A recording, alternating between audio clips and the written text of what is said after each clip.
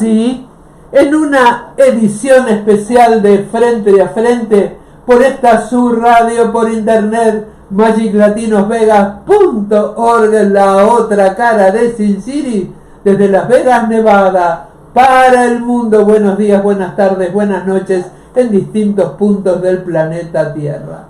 Feliz sábado. Buenos días, un sábado lleno de noticias, lleno de información. El problema es que aquí, dijo alguien que este es el país más emocionante del mundo, lo dijo el presidente, ¿no? En eso sí no se equivocó. En este país las informaciones son a raudales y lo que estamos haciendo, su comunicación, de verdad, no tenemos descanso. En la madrugada, en la tarde, en la mañana, siempre hay información, siempre hay un escrito que viene de un lado o de otro, pero a veces las informaciones son un poco contradictorias y ahí tenemos que manejar con cuidado. El periodista en esta época tiene que entender de que verificar es el punto clave, que tu noticiero, tu informativo salga claro. Hay millones de plataformas que lo único que han generado es una infodemia y no sabemos quién es real, qué cosa es real de la mentira, qué es ficticio de lo claro. Es decir, estamos viviendo en un mundo convulsionado en la materia de la comunicación.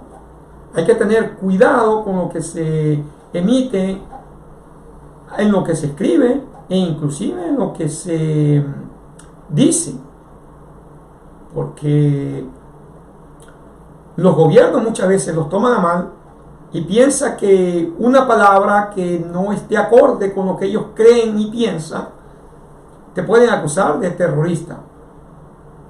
No solamente en este país, sino en muchos países estamos viviendo una época muy dura y no hay que tomar la información de todas o de todos aquellos que en la plataforma le ponen.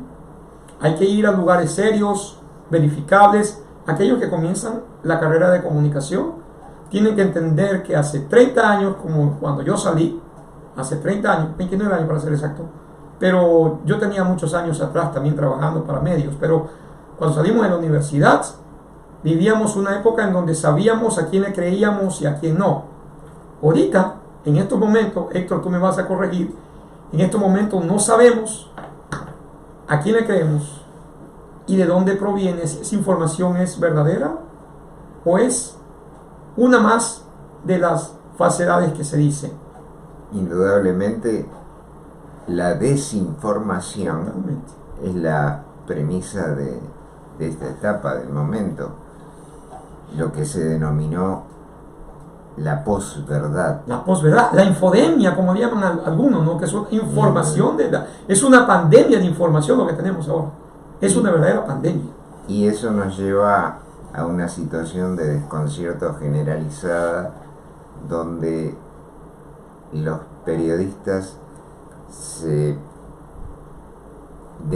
deslindan claramente de los políticos, cuando en otras épocas había cosas que parecían confundirse.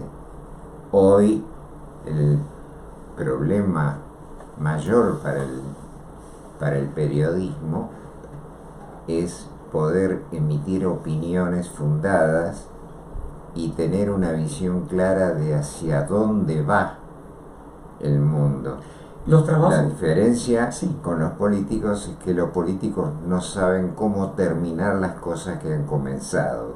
O sea, por el momento estamos en veredas opuestas de un callejón que aparenta ser sin salida. Y el problema, Héctor, dijiste una frase interesante: los políticos se meten en un problema y después no saben cómo salir. Y a veces cuando el comunicador hace un análisis de ese problema, lo pueden tomar mal y ahí vienen las consecuencias que han pasado en estos últimos días. Pero bienvenidos otra vez al programa Frente a Frente. La verdad es una emisión especial.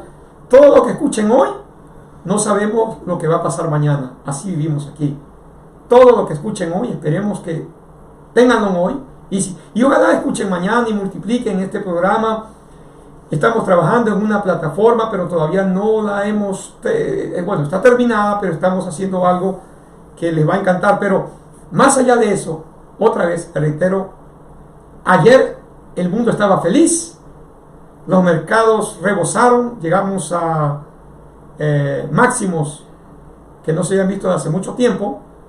El petróleo había bajado a 82.59, estaba más de 90. El Brent estaba a 98 y bajó cerca de los 89, 90. También estaba el Brent, que es el que se pasa por el Mar Negro, que lo usa Europa. Y hoy hemos vuelto otra vez a tener problemas. Hay un audio allí, pero Ya está. ya, hemos vuelto otra vez a tener problemas porque el estrecho de Hormuz se ha cerrado cuando ayer se había abierto. Héctor, aquí comienza una pregunta clave y vamos a analizar esto. La poca relevancia que está teniendo Europa es porque Europa no se inmiscuyó en el conflicto y no apoyó a Estados Unidos e Israel, o porque Europa ya viene teniendo esa decadencia de hace muchos años atrás, en donde no ha habido un liderazgo de tanto de Ursula von der Leyen, que es la presidenta de la Comisión, o de los presidentes que deben de ser líderes, como el presidente Macron, Starky de Inglaterra, o del canciller Merz de Alemania, o puedo nombrar más. ¿Qué ha pasado aquí? ¿Hay una decadencia de Europa de muchos años atrás, o realmente ahorita comienza a ver el resquebrajamiento de Europa, que está teniendo estas dificultades que está pasando? La decadencia naturalmente tenía que terminar, y estamos viendo el comienzo de ese final en un resquebrajamiento que solo se sostiene en los escritos y en las alocuciones, pero que la realidad demuestra de que los países integrantes de la Unión Europea tienen visiones distintas e intenciones muy disímiles para continuar como si fuera una unidad continental, que además por problemas demográficos y por problemas económicos es notoriamente cada vez más irrelevante en el mundo. Ahora, Europa vivió muchos años dependiendo de Estados Unidos, esa es la verdad. Y tanto es así que el presidente Trump le dijo: ya es hora de que ustedes pongan el 5% del PIB. ¿A dónde vamos allí? España, por ejemplo, no ha puesto ni el 2%, por nombrar un ejemplo. Es que las economías de todos los países de la Unión Europea están en serios problemas. Si se le pretende exprimir los recursos económicos de los cuales carecen, lo único que van a aumentar es la incomodidad interna, de la cual, por ejemplo, los problemas en Irlanda son una muestra. Perdón, saludamos a María Murillo, que nos está viendo, y a Abner Aldana, que dice: saludos a todos en cabina. Gracias, Abner, gracias, María. Un abrazo. Entonces, esto diríamos que en este aspecto el presidente Trump tuvo razón. Ya no pueden seguir viviendo de la defensa de Estados Unidos. No se puede discutir probablemente que tuviera razón. Ya. Lo que sí se puede pensar o arguir que la forma de tratar ese desbalance entre la Unión Europea y la relación con Estados Unidos debía ser menos abrupta, porque desamparar a la Unión Europea de una forma directa, desconociendo los problemas internos que tienen cada uno de los países, es arrojarlos a una indefensión contra un problema que lo tienen en la frontera, porque las políticas de Rusia apuntan contra las debilidades de la Unión Europea. Y el dejar a Europa sola sería merced de que Rusia pueda contraatacar y la situación se le pueda poner complicada a la Europa, a la Unión Europea. Cada vez los conflictos van a generar cada vez una mayor necesidad de inversión en materia bélica. Europa no está en condiciones de afrontar ninguna de esas perspectivas, y a la vista lo que tienen es graves problemas como la inmigración, como el problema de inflacionario y los problemas de orden de mercado laboral.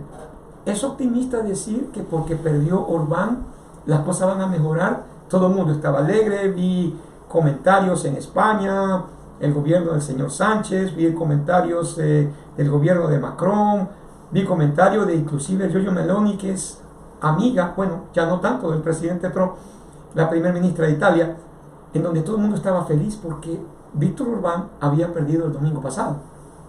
Claro, pero esto se parece, en apariencia, se parece mucho más a la afirmación del príncipe Alfier de Giuseppe de Lampedusa, cambiar todo para que nada cambie, porque las posiciones de Magyar en la realidad no parecen tener una perspectiva absolutamente pro-Unión Europea, sino que revelan una tendencia a mantener criterios nacionalistas que se parecen muchísimo, tal vez, a lo que realizaba Víctor Orbán. Víctor Orbán, para que la gente entienda, ha sido 16 años presidente de Hungría y era el único que estaba en desacuerdo con enviarle dinero a Ucrania para la pelea con Rusia. Y salgamos un poquito de Europa. Desde 1949 está la OTAN, pero desde el 45 está en las Naciones Unidas. Las Naciones Unidas está herida de muerte, Héctor. El silencio parece ser cadavérico. No vemos expresiones que sugieran lo contrario. Hasta en las noticias han desaparecido todas las referencias a las Naciones Unidas, y eso debería llamarnos la atención, por lo menos indicarnos que no siempre los silencios son sabiduría, muchas veces son ausencia. Totalmente. Vamos a saludar a María Viviana Saldarriaga, que nos está viendo, y a Ligner Santos, que nos están viendo. Un abrazo de cumpleaños. Gracias. Un abrazo a Ligner Santos. Mira, a mí lo que me preocupa básicamente es realmente, más allá de la decadencia y el silencio de Guterres, que es el secretario general de Naciones Unidas, es lo que vaya a venir después allí. Es decir, China y Rusia están ganando a río revuelto en este conflicto entre Irán, Israel y Estados Unidos. Creo que no por genialidad política, creo que precisamente por los desacuerdos y los desatinos de lo que sería un campo opositor, tanto en la Unión Europea como Estados Unidos. O sea, a veces no se necesita ser un genio. El escenario político a veces nos pone en una situación de preeminencia solo porque el adversario ha resbalado, se ha caído, ha tenido un accidente o simplemente no ha tenido la visión política para contrarrestar nuestros deseos y nuestras intenciones. Un saludo a todas las personas que están entrando aquí a magiclatinovegas.org. Y saludamos a Wilmer Saldarriaga. La Wilmer familia dice, Pleno, qué bueno. Buenas tardes, primo. Qué bueno que el primo esté escuchando esto. Y todos los primos. Pero más allá de ello, un abrazo solidario a toda la gente. Antes de seguir, porque este es el principio. Antes de seguir, vamos a ver si nos comunicamos con un gran periodista que vive en Canadá. Exacto. Que nos mandó un reporte. Nos mandó un reporte porque en este momento está dando clases en la universidad los días sábados. Y él es nuestro corresponsal en Vancouver para Frente a Frente, Jaciel Martínez. Pero no lo es, el conflicto en Medio Oriente. Empezamos con algo que todos... Espérate un momentito. Y vamos a Ahí está. Vamos ahí. Ay, espérate. Bueno, estos son cuestiones técnicas, no hay problema. Espera. Aquí vamos a... Ahí vamos. Porque se le da por cortarse, espera.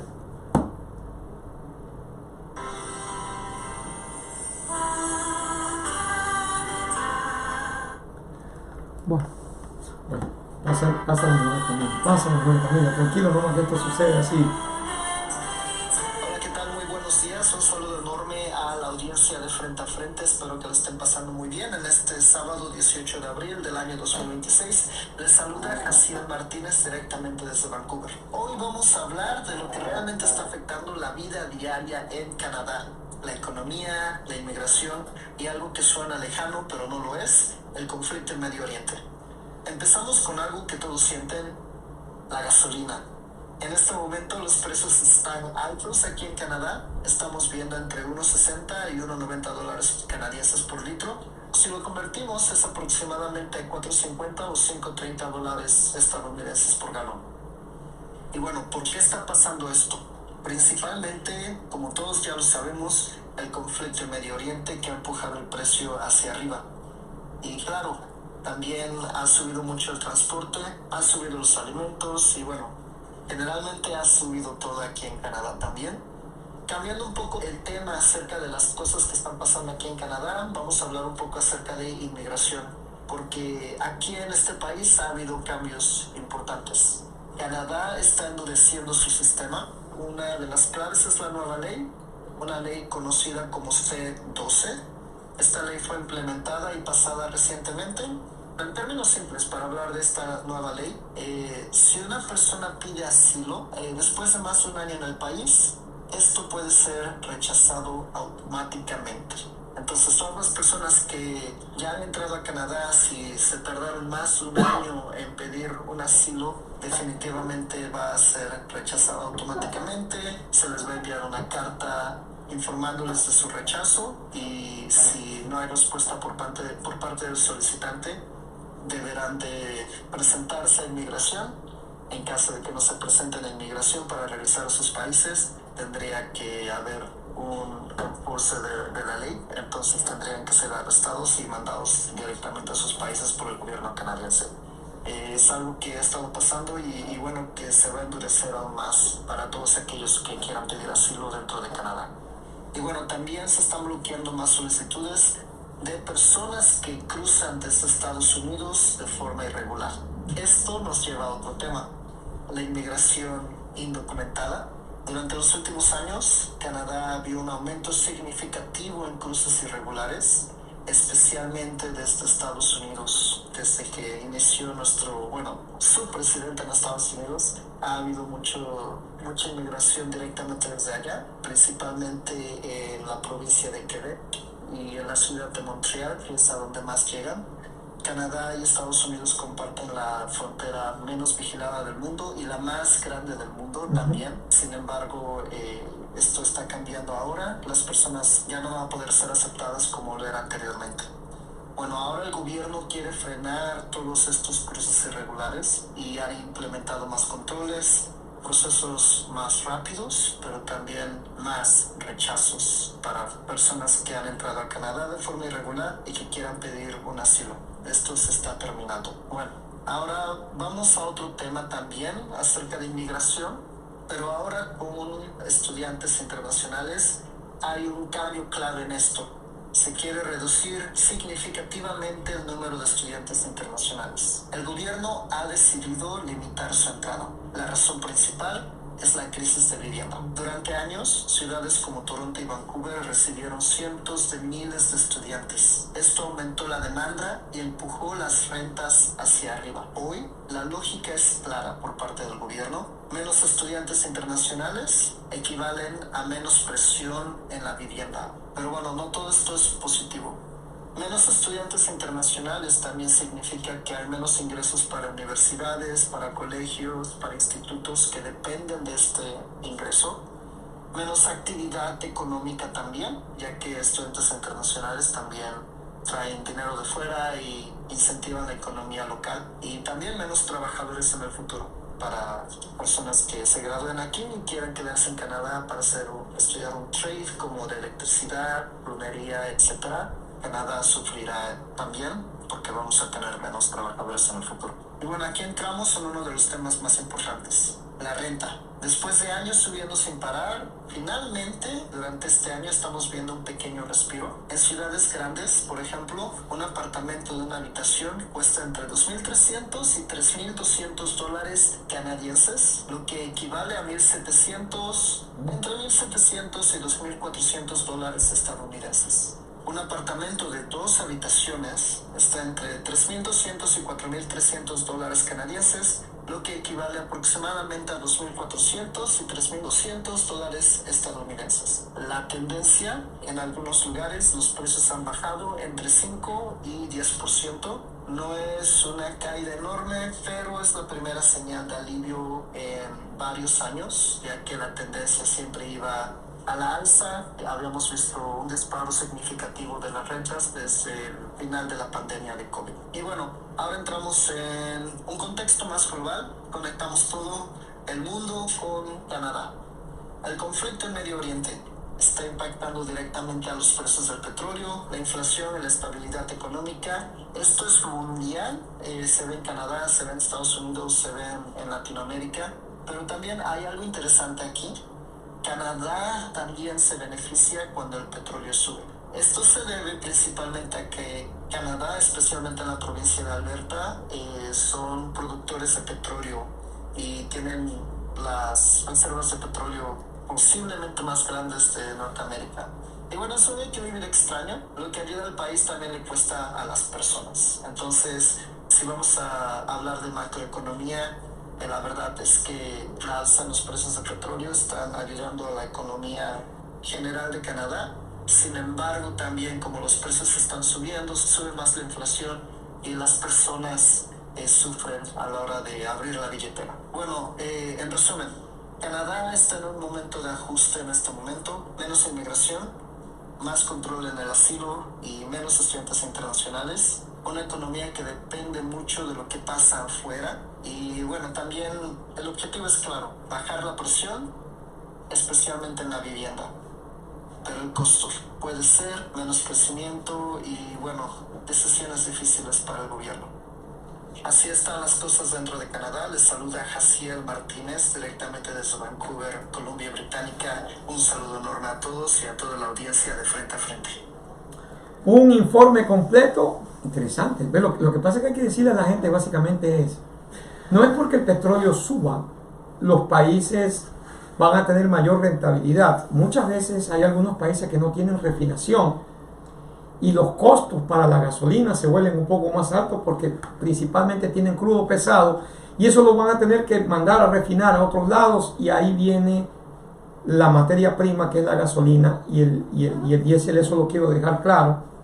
No porque exportemos o porque se exporte más petróleo la cosa va a mejorar. Hay que recordarse que el petróleo a nivel internacional cuesta tanto y eso implica que la gasolina tiende a subir porque la refinación, como lo dije primero, y segundo, porque todos los países se ajustan a precios internacionales.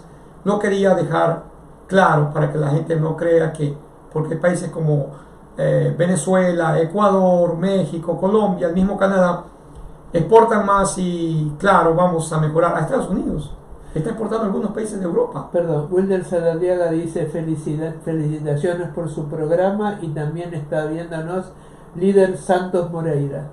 Un abrazo a todos ellos.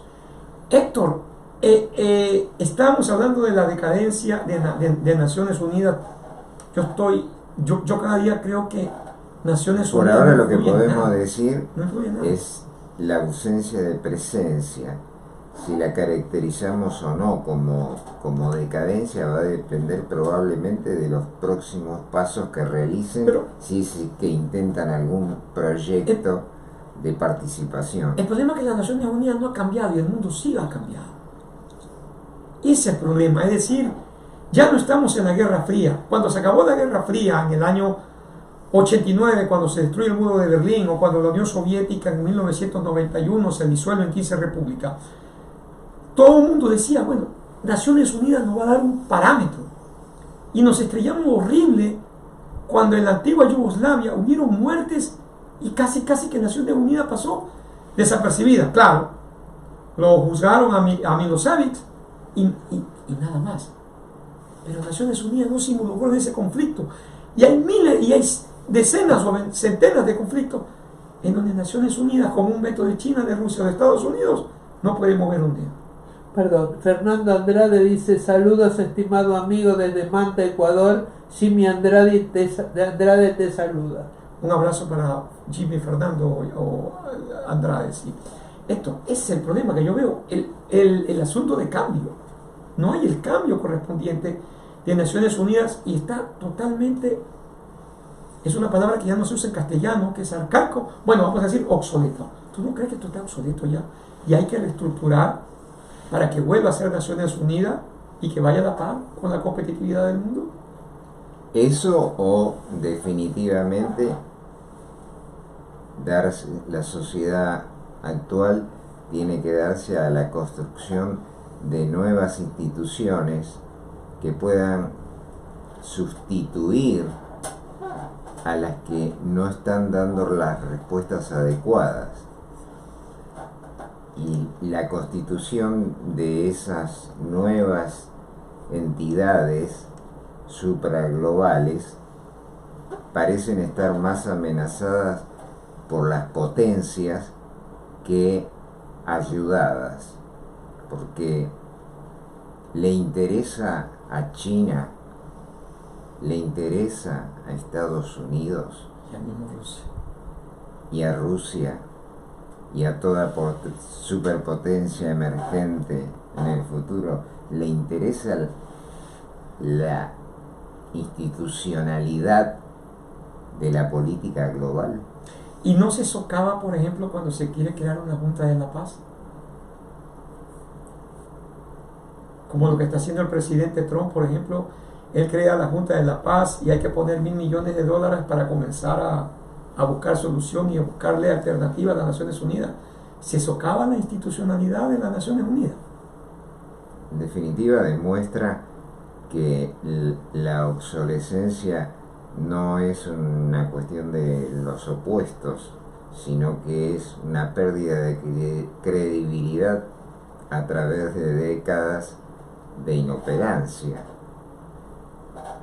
El problema, Héctor, yo no sé si tú lo veas de esta manera. Estamos en una charla con Héctor Roca, un gran analista político aquí en la ciudad de Las Vegas, y aquí estamos hablando más allá de periodista entrevistado como amigos.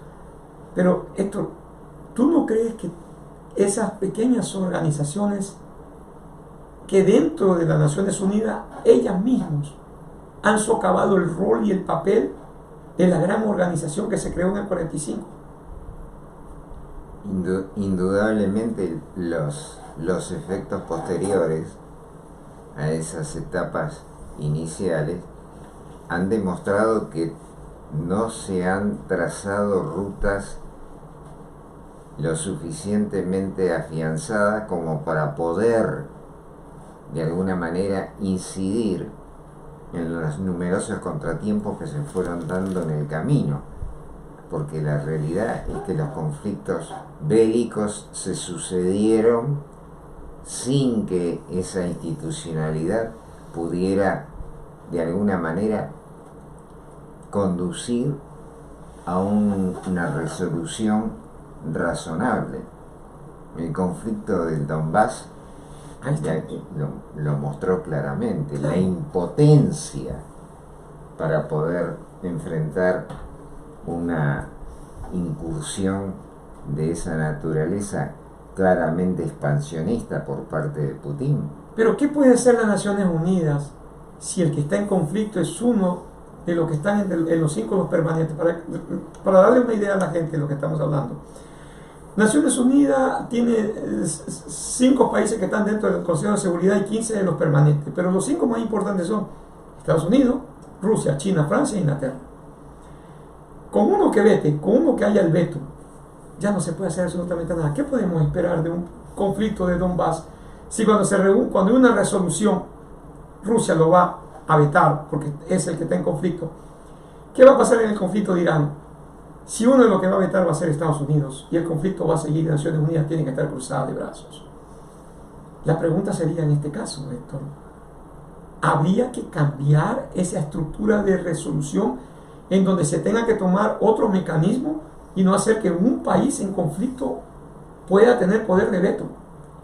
Es que el veto en definitiva lo que refleja es el balance de poder que las superpotencias se lo reservan para evitar que la institucionalidad pueda limitar sus proyectos.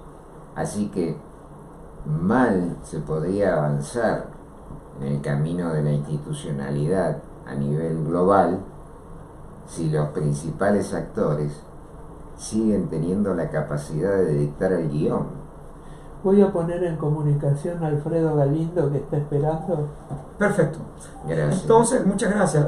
Vamos a hablar con Alfredo Galindo, que es un analista de política. Fue candidato a la legislatura del Perú. Para que ustedes tengan una idea, ese otro problema. Este conflicto, Héctor, no está dejando a que los medios de información nos ocupemos solamente de esto, mientras que otros países están pasando. Tú hablaste de Irlanda del Norte. Lo que pasa en Perú es tremendo. Sí, está el señor Galindo en línea. Alfredo, gusto en saludarle. ¿Cómo está usted? Le saluda Edwin Patricio Saldarriaga. Qué gusto. ¿Cómo le digo? Ex legislador. Alfredo, un gusto en saludarle. Alfredo nomás, perfecto. Somos colegas periodistas. Sí, Alfredo es periodista también. Pertenece al Partido Unidad Nacional. Alfredo, antes de hablar de lo que está pasando en su país con el problema de Irán, ¿qué ha pasado en Perú en estas últimas horas? Hasta el 93% iba ganando con 13.090 el señor Roberto Sánchez a López Aliaga, pero se está tratando de decir de que puede haber nuevas elecciones. Realmente lo de Perú es tremendo, 35 candidatos en una papeleta, es terrible lo de Perú. Alfredo, buenas tardes en Lima, en Trujillo, buenas tardes. Desde Trujillo, Perú, con todo gusto, y colegas Saldarriaga. Sí, efectivamente, ¿no? Un proceso electoral que generó mucha expectativa, pero también mucha incertidumbre. ¿Por qué? Porque lamentablemente se cambiaron las reglas, se dio participación a muchos partidos políticos, se dispersó el voto. Imagínense, 36 candidatos a la presidencia de la República, y que en verdad nos avergüenza. Y esto ha generado confusión también en el electorado al momento de decidir o por el candidato presidencial o también por los senadores nacionales, senadores regionales, diputados, parlamento andino. Entonces, toda una maraña. Las irregularidades han estado vigentes desde antes, inclusive del dio proceso. La OMPE, encargada de llevar este proceso electoral, no ha podido explicar aún las razones por las cuales en muchas mesas se instalaron tarde, otras no se instalaron. El proceso electoral terminó el domingo a las 6 de la tarde, pero hay mesas que todavía en Lima seguían votando hasta el siguiente día, a la misma hora. Y lo último, que encontraron actas tiradas en un tacho de basura, ¿no? Y esto genera incertidumbre. Hay pedidos de algunos candidatos a la presidencia que están solicitando la nulidad de las elecciones, que preliminarmente ha sido rechazado por hoy. ¿A qué se debe de que el señor Roberto Sánchez, que es de la misma ala del señor Pedro Castillo, haya obtenido una gran cantidad de votos cuando Pedro Castillo quiso disolver el Congreso y él fue sacado de la presidencia. ¿A qué se debe lo que está pasando en Perú? ¿Hay algún tipo de descontento por el tema económico? ¿O qué es lo que está pasando? Por ejemplo, que López Aliaga o cualquier otro candidato, o el señor Albán, Juan Carlos Albán me parece, que es otro de los candidatos, no han podido obtener una gran cantidad de votos para disputarlo con Keiko Fujimori en el balotaje de la segunda vuelta. Sí, lamentablemente el Perú se ha dividido en dos, ¿no? De Lima para el norte, pues es otro tipo de realidad, y en el sur es diferente. Recordemos que Pedro Castillo, quien fue presidente de la República, fue vacado precisamente por el Congreso. Hoy día está privado de su libertad, pero él tiene muchos seguidores en el sur del país, principalmente, o en el Ande. Este voto se ha mantenido, más aún que Roberto Sánchez, quien representa el ala radical de la izquierda, lleva en sus filas a la hija de Pedro Castillo, o cuñada, pero lo trata como hija, y también a su hermano, ¿no? Y últimamente se ha rodeado pues de Antauro Humala, Tazo, hermano del expresidente de la República, Ollanta Humala, quien está mostrando una posición bien radical. Aparte de eso, hay un resentimiento también por más de 70 personas que fallecieron durante las protestas luego de la vacancia de Pedro Castillo. O de Dina Boluarte. Que no se ha tenido justicia. Claro. Ese es el motivo por el cual hay un resentimiento, y Roberto Sánchez ha alcanzado. No ha habido tambores para destituir al director de la Oficina Nacional de Procesos Electorales en Perú. ¿Qué es lo que va a pasar con este personaje? Claro, él ya fue muy cuestionado por la elección anterior, y este año pues todas las irregularidades hacen presumir que la Junta Nacional de Justicia va a tener que tomar cartas en el asunto y destituirlo a este señor Piero Corbet, que no está actuando bien, incluso en plena tormenta por estas elecciones. Ha solicitado vacaciones, ¿no? Lo cual ha sido denegado. Entonces, todo hace pensar que este señor va a tener que afrontar una persecución penal por parte de la justicia de Perú. Alfredo, antes de pasar a mis compañeros, si que le quieren hacer una pregunta, Alfredo, ¿cómo se explica la estabilidad monetaria en Perú? Yo sé que Julio Velarde es el gerente del Banco Central y tiene casi 20 años allí, y es un hombre muy respetado. ¿Cómo se explica con tanta inestabilidad política, ya que Perú ha tenido 8 presidentes en 10 años? Qué increíble en Latinoamérica lo que pasa. 8 presidentes en 10 años, pero ¿cómo se puede explicarle a la gente que Perú tenga más de 20.000 millones de inversión extranjera? Han hecho el puerto de Shanghái, que es excepcional, que eso está en Lima. ¿Cómo le podemos explicar al mundo cómo ustedes han hecho con tantos problemas de inestabilidad que tienen en la política, en lo macroeconómico? Sí, Alan García tuvo entre sus méritos designar al señor Velarde como presidente del Banco Central de Reserva, y sobre todo darle autonomía.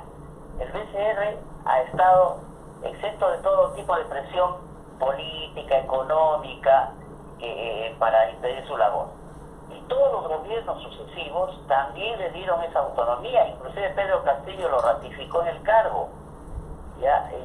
Y eso ha ayudado. Por ejemplo, en la época cuando fue vacado Vizcarra y no teníamos ministro de Economía, el Perú marchó en automático y no se sintió este problema político, ¿no? A nivel económico. Y entonces el Perú, la moneda, el dólar, ha ido bajando de precio, Sí. porque llegó hasta 3 soles 35, lo cual ha sido provechoso, ¿no? Entonces estos méritos se lo debemos al señor Julio Velarde, quien ha manejado con acierto el tema de la estabilidad monetaria, sobre todo, aunque Roberto Sánchez ha dicho que Sí, allá iba. no va más, si llega a la presidencia lo va a sacar. Así va. Héctor, ¿Tiene alguna pregunta al señor Galindo? Sí, Héctor Roca lo saluda y deseo hacerle alguna pregunta al respecto. Desde el exterior hemos observado durante mucho tiempo y hemos encomiado el esfuerzo para que la macroeconomía del país marche en condiciones razonables. Pero esa separación entre las decisiones de su Banco Central y la realidad económica del país se parecen más a una escisión que algo programado con, digamos, con la intención de favorecer el futuro del país. Realmente parece como si ese Banco Central perteneciera a una utopía que no refleja la realidad social de Perú. Esta es la pregunta. Claro que sí. A ver, uno de los aspectos fundamentales es la autonomía del Banco Central de Reserva. En el primer gobierno de Alan García no existió esa autonomía, funcionó la maquinita, o sea, se fabricaban billetes de moneda nacional por doquier y generó inflación. Luego ya en el segundo gobierno Alan García designó al señor Velarde, le dio autonomía, pero los esfuerzos que haga el Banco Central de Reserva tienen que ir a la par también con una política social y económica, ¿no? Porque en el Perú hay mucha pobreza y precisamente la gente que ha votado por Roberto Sánchez son quizás la gente más olvidada del país, gente que no tiene ni para comer, ¿no? Y eso es muy triste. En zonas donde hay alta minería, producción de oro, son las zonas más pobres en el Perú. Entonces, la estabilidad económica ha ido quizás para un gran sector de los peruanos, pero no ha llegado esa estabilidad, ese desarrollo a una gran mayoría, ¿no? Que sienten que han sido postergados por el Estado, y esto es responsabilidad de todos los gobiernos, incluido el de Pedro Castillo. Eso implica que lo social, que lo manejan los políticos, más allá de lo macroeconómico lo maneja Velarde y el Banco Central, que lo social no ha ido a la par del tema macroeconómico. Eso es lo que nos trata de decir tú. Exactamente, así es, sí. Ya, no sé, Alfredo, ¿va a haber posibilidad de pedir que estas elecciones se repitan en Perú? La posición de muchos sectores es cada vez más fuerte en cuanto a pedir nulidad de estas elecciones. En realidad ya está manchado ya este proceso. Y el presidente que asuma los vecinos del país bajo este esquema va a ser un presidente deslegitimado. Y siempre va a estar latente el tema del fraude, ¿no? Entonces, ya hay posiciones, repito, más fuertes. Mañana se ha programado una gran marcha nacional en todo el Perú en defensa de la democracia, en defensa de la legalidad. Y creo que esta marcha, estas movilizaciones y la presión que pueda haber en el pueblo es lo que podría quizás originar que estas elecciones sean nulas, ¿no? Porque hay muchas dudas al respecto. Pero, perdón, Sí. nuevamente Héctor Roca, la anulación de estas elecciones tiene realmente una perspectiva de solución política, realmente, os agregaría más confusión todavía a la ya existente. Claro, depende del perfil donde uno lo mire, porque digamos, para partidos políticos como el de Fuerza Popular, estas elecciones han sido fuertes, han sido legítimas, no hay fraude, quizás para Roberto Sánchez también, pero para López Aliaga aquí todo está manchado, está sucio y tiene que anularse, y los candidatos que han obtenido poca votación igualmente se ha producido en este sentido, ¿no? Entonces aquí viene ya la interpretación legal, jurídica del Jurado Nacional de Elecciones. Yo vi un El reporte. presidente ya últimamente está siendo muy cuestionado porque a él se le atribuye responsabilidad en el sentido de no haber vigilado el uso de sus facultades, el normal desarrollo del proceso previo al día domingo. Perdón, yo vi un reporte de la Unión Europea y la Unión Europea dice que no hay fraude. ¿Ustedes saben algo de ese reporte? ¿Aló? ¿Se cortó? A ver, ¿No lo escuché? le pregunto, yo vi un reporte de la Unión Europea en donde decía de que todo estaba marchando normalmente. ¿Saben algo ustedes de ese reporte? Sí, inclusive algunos organismos internacionales han recogido información, digamos, oficial, porque si uno le pregunta a Corbeto, a gente de la OMP o del jurado, le dicen que todas las elecciones han sido normales, pero en la realidad eso no se refleja, ¿no? Claro. Por eso es de que se va a ver una mancha. Entonces, digamos que es una información recogida de manera oficial, pero a la luz de los hechos y lo que se está publicando, lo que está saliendo en estos días, indudablemente que hay muchas dudas y cuestionamientos. Ya, Alfredo, dos preguntas de mi parte. Si llega a ganar Keiko Fujimori, ¿tendrá tranquilidad porque va a tener mayoría en la bancada? No, definitivamente no, porque el antivoto de Keiko es muy fuerte. El rechazo a Keiko Fujimori a nivel nacional también lo es. O sea, es una persona que tiene mucha antipatía, ¿no? Entonces siempre va a haber esa reticencia a un gobierno que esté del lado de Fujimori, al igual que de Roberto Sánchez. Eso te iba a preguntar, y si gana Roberto Sánchez, ¿qué va a pasar? O sea, lo van a destituir porque va a tener minoría en el Congreso también. Claro, nos vamos a encontrar a un panorama similar al 2021. Keiko Fujimori tiene mayoría en el Congreso y por esa mayoría destituyeron, por ejemplo, a Pedro Pablo Kuczynski, a Vizcarra y a los otros presidentes, incluido Pedro Castillo. Y Keiko Fujimori parece que no ha aprendido la lección, ¿no? Ella actúa con resentimiento y su bancada también. Entonces, todo hace presumir que vamos a tener otro presidente vacado y asumiría la vicepresidenta y se generaría la crisis política.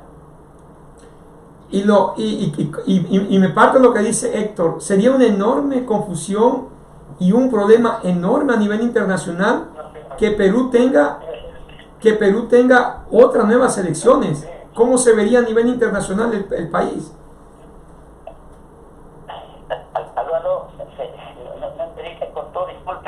No, le preguntaba que cómo se vería el país si llega a haber nuevas elecciones en Perú. A nivel internacional me refiero. No, mal. Internacionalmente ya estamos quedando mal. Somos una vergüenza internacional.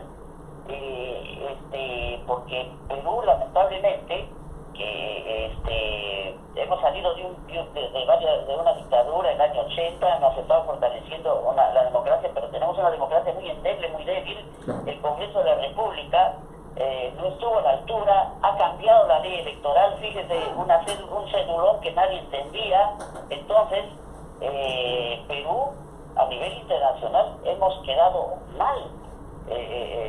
Y creo que eso los políticos de hoy no lo entienden. Alfredo, una pregunta final. ¿Cómo está la situación de Perú después del conflicto en el Medio Oriente? ¿Cómo ven ustedes? ¿Han visto subida de precios? ¿El combustible cómo está? ¿Qué opinión, qué dice la opinión pública peruana con respecto a este conflicto? Sí, como que se lo está viendo demasiado lejos, ¿no? A ver, ¿qué opina? A ver, combustibles sí. Aquí en Perú, pero básicamente generado por la rotura de los conductos de gas, pero en algo sí ha influido porque el dólar, que estaba a 3 soles 35, 36, ahora está a 3 soles 50, ha habido un impacto, digamos, menor, dado que la economía aquí en el Perú es bueno, digamos, estable, la inflación está en un 4%, que es moderada. Entonces, mayor impacto económico no ha habido en grado sumo. Alfredo, qué gusto en saludarlo. Próximamente estaremos por allí. Gracias, gracias. Un saludo para todas Las Vegas, allá en Estados Unidos. Gracias a usted. Gracias. Estábamos hablando del tema de Irán, pero sí era importante de hablar de este tema en Latinoamérica. Saludamos a BL Andy que nos está viendo. Un abrazo. Yo te decía fuera del micrófono, Héctor, que están pasando cosas inauditas. El caso de Perú es inaudito. El caso de Colombia. Van a venir nuevas elecciones. La pelea entre Petro y Lula. Entre Petro con gente de Colombia. La situación grave que se está haciendo en este país. El 7 de mayo creo que son las elecciones. Están pasando en Latinoamérica, en Europa. Y este conflicto nos ha llevado solamente a hablar de él. La realidad es que aquel viejo dicho que dice a río revuelto ganancia de pescadores, tenemos que preguntarnos quiénes son los pescadores de este Esa río es una muy revuelto. buena pregunta, ¿no? Yo pongo uno en la mesa. Benjamín Netanyahu, por ejemplo, es un pescador. De acuerdo, realmente de acuerdo, porque él con su accionar ha instrumentado decisiones de otros mandatarios poniéndolos contra la espada y la pared. Y Benjamín Netanyahu le dice a los libaneses, perdón, y para que comentes, le dice, bueno, vamos a un cese de fuego, pero yo voy a estar en el lado norte de usted y en el sur de Israel. O sea, yo voy a ocupar su lado, es decir, como quien dice, el cese de fuego, sí lo voy a hacer, pero yo soy quien organiza todo esto y de aquí no se puede salir. Es un manejo unilateral, Totalmente. pero basado en un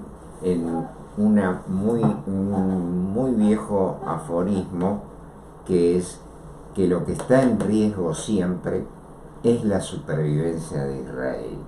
Ahora, acordándonos de algo, Benjamín Netanyahu tiene elecciones en octubre.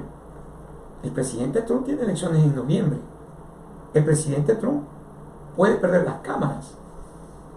¿No es demasiado riesgoso que esta guerra siga de largo sin que se tomen medidas ya urgentes para amortiguar el golpe que se le puede venir al presidente de Estados Unidos? Aparentemente el objetivo de Netanyahu, porque no nos podemos animar a decir que es el objetivo de Israel, Totalmente. es mantener la situación bélica para sostener la vigencia de Israel en Medio Oriente y alejar la posibilidad de tener conflictos en su propio territorio. Y eso solamente se puede sostener en las condiciones actuales de inoperancia política general, solo se puede sostener desde la mirada bélica, que es la que Netanyahu sostiene. Y creemos que realmente en ese aspecto y desde su punto de vista tiene razón. ¿Cómo creer en el apoyo político de las instituciones globales y de las superpotencias? Ahora, si cada una actúa claro, en las circunstancias que se van sucediendo, actúa según sus propias necesidades, y donde Israel es un eslabón más de una cadena muy débil. Vamos a saludar a Marta Teresa Vera Velázquez, que dice: saludos mi preciado Edwin Patricio Saldarriaga. un saludo a Martita, que le estimamos mucho a Marta. Mire, Héctor, pero también si me pongo como abogado del diablo, puedo decir que no se puede permitir a un régimen iraní que nos cierre el estrecho de Hormuz cuando quiera, aunque hay que recordar que el estrecho de Hormuz estaba abierto antes de la guerra, eso es inevitable, pero tampoco podemos darnos el lujo de que un país chantajee a otros cerrando el estrecho de Hormuz? ¿O crees tú que esa es la única arma que tiene Irán para defenderse de Israel y de Estados Unidos? Es un objetivo de Irán el seguir manteniendo la guerra, porque esa resiliencia sostenida mina la economía de sus adversarios y de sus posibles aliados. Exactamente. Entonces todos ellos van a presionar Exactamente. para que el conflicto finalice. Y la finalización del conflicto no apunta a una solución globalizada favorable a Estados Unidos. Voy a dar unos datos que Héctor ha dado en el clavo. Europa dice que 44 días ha perdido 22 mil millones de... ha pagado 22.000, ha pagado más 22.000 millones de euros en estos 44 días para comprar los mismos combustibles que lo hubiese comprado antes de la guerra. Europa tiene un problema enorme de turismo. Hay aviones que están hablando que si 6 semanas dura esto, aerolíneas, para hacerlo más claro, aerolíneas que en 6 semanas, si dura esto, van a cortar frecuencias. Es decir, aquí en Estados Unidos, para que tengan una idea, la compañía Spirit Airlines, que todavía no nos ha mandado un comunicado, pero se conoce, tiene dificultades para volar porque le han subido el kerosene, como le llaman al combustible del avión, y ellos se reservan para un futuro no saber si esta compañía seguirá volando. Y hay que recordar que Spirit Airlines, aunque no nos ha facturado, pero hay que recordar que Spirit Airlines es la compañía más económica para los americanos. Esto sería un golpe al bolsillo de los estadounidenses. Indudablemente. 6 semanas más esta guerra puede generar tremendo daño. Y eso que no hemos hablado de Japón y Corea, que son países que la están viendo difícil, y que Takaishi, que es la primer ministra japonesa, ya quiere sacar las últimas reservas que tienes para solventar los problemas que hay en Japón. En el fondo del conflicto, que siempre se pinta muy oscuro porque naturalmente esa es la naturaleza de los conflictos y particularmente las del petróleo, no hemos traído a la mesa hasta ahora el conflicto del mundo árabe y de Medio Oriente en particular, que tiene siglos de existencia, porque es el conflicto religioso entre chiitas y sunitas. Y debemos recordar que Irán no es árabe, por supuesto, y no tiene la misma raíz religiosa que el resto de los países árabes. O sea que no existe un lazo de unidad que los obligue a tener relaciones cordiales con los países árabes que la rodean. Y eso justifica los ataques que ha habido a las bases y a pozos petroleros de Arabia, Qatar, Bahrein y otros países. Sí. Hay que recordarle que los chiitas son los iraníes y los sunitas son de algunos. Hay que recordar que tiene un problema enorme con Arabia. Y también hay que recordarle a la gente que Irán e Irak tuvieron una guerra de 8 años y que a los kurdos están parte de Irán y ellos se quieren unir para derrocar al régimen. Pero yo tengo una pregunta básica que me ha sonado todo este tiempo. ¿No se equivocaron estratégicamente Israel y Estados Unidos a matar a líderes con quien podían conversar, y ahorita quedarán 1, 2 o 3, y la guardia revolucionaria, como le llaman los iraníes, no sabemos cómo están actuando? ¿Tú no crees que haber liquidado a tanta gente que estaba dentro de, de este país ha hecho de que pueda ser más peligroso que cuando mismo comenzó la guerra.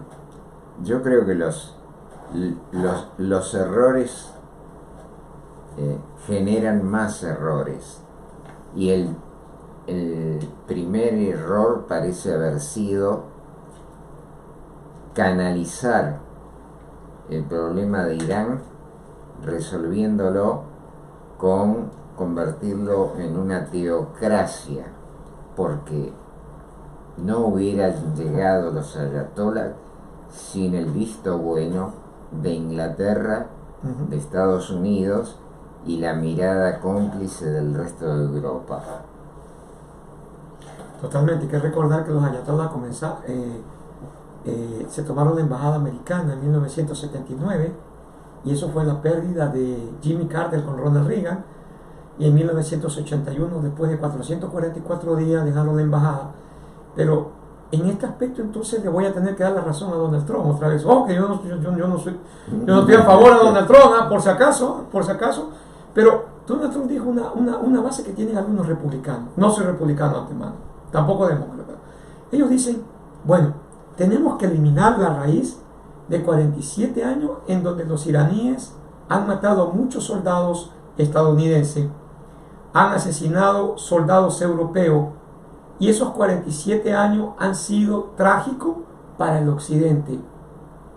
No es una manera de justificar, estoy preguntando, no estoy afirmando, no es una manera de justificar una guerra entonces, ya para terminar de una vez con esto. Y probablemente siempre las guerras son justificadas con motivaciones sagradas, que por ejemplo llevaron a las explosiones de las bombas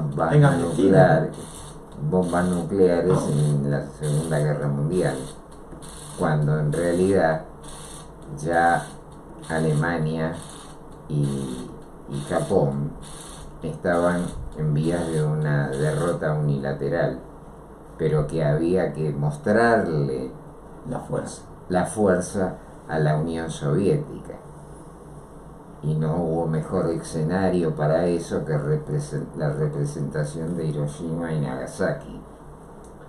Y también pudiera decir que ciertos analistas que están a favor de este conflicto dirían, bueno, tenemos que recuperar esos 440 kilos de uranio, porque si no lo recuperamos, entonces ahí, como tú dijiste, siempre Benjamín Netanyahu, que es el primer ministro de Israel, para que la gente tenga una idea, él va a decir, la existencia de Israel depende hasta que nos recuperemos este uranio, porque pueden fabricar una bomba al 70% de este metal.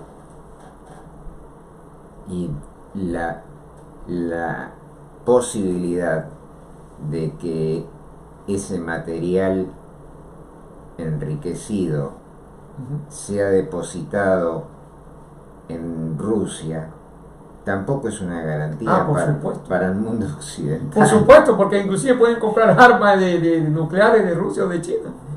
Saludamos a Pamela Hermida, que nos está mirando. Un abrazo, Pamelita. Se nos está acabando el tiempo. Perfecto. Fíjate que hemos hablado entre amigos. Eso de que se nos está acabando el tiempo suena muy duro. Muy a tono con lo que estamos comentando. Y te cuento que sí, se nos está acabando el tiempo porque la gente ya. Y vamos a hablar 5 minutos de la macro y microeconomía. Ya comienza a haber desesperaciones dentro de este país. Es decir, la gasolina está bastante fuerte, los precios de la canasta de la primera necesidad, y estamos en un año electoral. Estamos a 6 meses de un año electoral. ¿Qué reflejará esto? El descontento probablemente se traduzca en los resultados comiciales, pero la pregunta es, ¿bastarán las elecciones para generar cambios de rumbo? Desde mi punto de vista, estamos muy lejos de que una modificación de la composición de las cámaras pueda arrojar o generar políticas distintas hasta por las que estamos transitando se le vienen días duros a la administración, se le vienen qué va a hacer con los aranceles que tienen, porque en 150 días van a tener que tomar una medida los congresistas, dado por la Corte Suprema. Se va a venir aparentemente la Corte Suprema, y esto no es plan de guerra para la administración, se le va a venir otra dificultad. Parece que no va a ganar con respecto de los hijos ciudadanos americanos de indocumentados. La Corte Suprema dio a entender que eso no va a pasar, según los jueces. Jeffrey Epstein también tiene otro problema, otro dolor de cabeza. Sacaron a Pamela Bondi, Pam Bondi. Bueno, en términos de castellanos es Pamela, pero sí. Pam Bondi salió, es decir, se le vienen algunos temas tremendos a la administración que va a tener que resolver en el caminar del tiempo. No solamente es Irán es el problema de la administración es que tiene muchos frentes abiertos.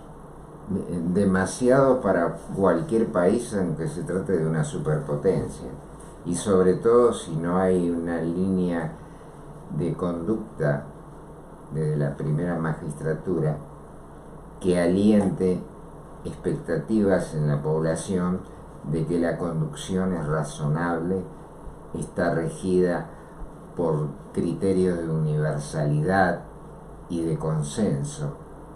Parece estar todo ceñido a los designios de un solo individuo que por el momento cada vez parece más errático. Hay cuestiones contradictorias y esto suele ser peligroso.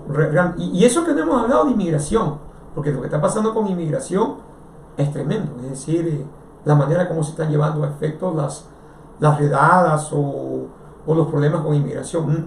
No solamente la salida de Kristi Noem mejoró esto,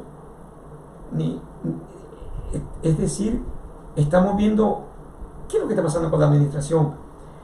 Ellos deberían o deben de ganarse el voto, pero cada día lo están perdiendo porque los mismos americanos están diciéndole: el presidente así no, actuemos de otra manera. Creo que deberíamos preguntarnos para futuras emisiones de este programa cuáles son las perspectivas futuras, qué significa en ese futuro la imagen de Vance, cuáles son los objetivos del Partido Republicano y también, en definitiva, qué proyectos tiene la oposición encarnada. ¿En dónde está el Partido Demócrata, Héctor? ¿En dónde está? Yo cada día veo menos cuadros, es decir, tal vez a Gavin Newsom, tal vez a el gobernador de Pensilvania, Gavin Newsom es el gobernador de California, pero la pregunta es, ¿dónde está la oposición? Hay, en esa ausencia de voces, hay una afonía política que es preocupante, porque generalmente los procesos políticos requieren de las dos caras de la moneda para que se convierta en un valor de canje. O yo también puedo decir que los demócratas están sentaditos esperando el rechazo del rechazo que le van a dar al presidente Trump para ellos ganar. Es demasiado, se están jugando, es demasiado con fuego. Especulativo. No, y es con fuego, porque puede ser que de aquí a 6 meses, tú y yo no lo sabemos, baje el combustible, los alimentos tienden a estabilizarse, la narrativa del presidente, que es un hombre comunicativo, nos guste o no nos guste, convenza a gente que se ha ido de su lado. Eso es demasiado riesgoso para el Partido Demócrata. La pregunta es, ¿hay una unicidad de criterios dentro del Partido Demócrata? Aunque haya diferencias entre los posibles líderes, ¿hay una unidad de concepto de cómo manejar la oposición? Perfecto. Yo te dije a Mónica que me diera 2 o 3 minutos porque hablábamos fuera del micrófono. El jueves pasado se graduaron más de 100 niños, bueno, niños no, ya son jóvenes, y otros le dieron beca, y le decía a ellos que yo me siento Me sentí muy conforme, muy contento de saber de que si hay gente que tiene un refrescamiento y hay jóvenes que piensan de que ellos pueden, para bien o para mal, tratar de buscar una distinta solución a lo que está pasando en su sector. Son líderes comunitarios que cada día luchan por mejorar su lugar de donde ellos estén. Un abrazo a todos esos chicos, realmente. Vicky Salas nos estaba viendo. Bueno, se nos acabó el un abrazo a todos los chicos. Realmente me siento muy orgulloso de todos ellos y esperemos que de aquí en un futuro sean una parte refrescante de un mundo tan complicado, tan difícil. Y puedan resolver los problemas que por les lo dejamos. menos, y le dejamos gravísimos problemas. Es reconfortante ver chicos realmente que con esfuerzo y dedicación siguen adelante. Un abrazo a 4 latinos brillantes de 100, 2 puertorriqueños, una mexicana, una niña de padres ecuatorianos. Con eso. Y así nos despedimos hasta la próxima entrega de Frente a Frente, idea y conducción Edwin Patricio Saldarriaga, por esta su radio por internet magiclatinosvegas.org, la otra cara de Sin City, desde Las Vegas, Nevada, para el mundo. Así va el mundo.